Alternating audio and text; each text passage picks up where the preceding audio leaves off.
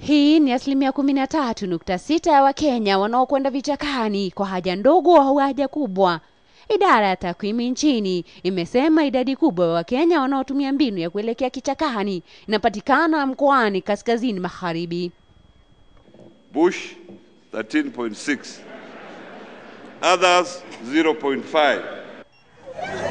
Lakini magharibi mwa Nairobi, mbinu hiyo sio siri. Mtaani Kibera tunakutana na Cecilia Wangeshi, anaelekea kwa haja ndogo. Hapa choo ni ile ya kulipa shilingi 5 kila siku au 100 kwa mwezi, na mara kwa mara anasema inashindikana. Ukikosa hiyo 5 bob ya kuingia unaenda kwa msituni. Na tunapoangalia ndani ya chumba hiki chake cha mabanda, tunafahamu mengi. Kati ya Wakenya milioni 2 waliosemekana kumiliki runinga na wengine milioni 5 wakimiliki simu ya mkononi. Hiyo ni ndoto kwake, na redio hata hana, licha ya kuwa anazo nguvu za umeme zinazosambazwa mtaani Kibera kinyume cha sheria. Kuna saa watoto wangu wanaweza enda kwa jirani, wanataka kuona TV, saa zingine wanafukuzwa. Nasikia vibaya.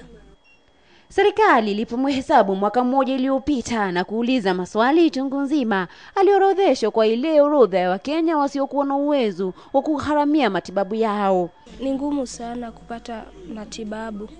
Sasa hiyo labda sina, naweza kata wiki kwa hii kitandangu kasi sijapata hata mtu wa kunipeleka hospitali.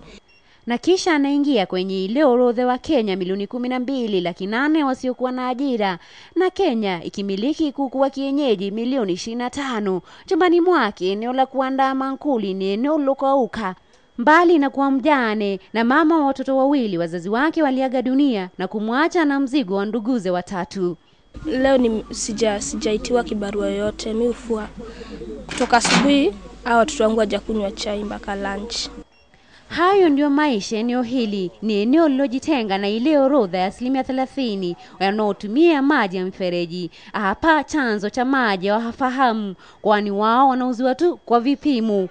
Na sasa kuna ujumbe mmoja tu kutoka kwa wizara husika, huku serikali ikiwataka Wakenya kuanza kupanga uzazi, na ikisemekana kila mwaka Wakenya milioni 1 wanaongezeka. Changamoto iliyopo sasa ni kuwawezesha Wakenya wanaoishi maisha duni kujikimu kimaisha.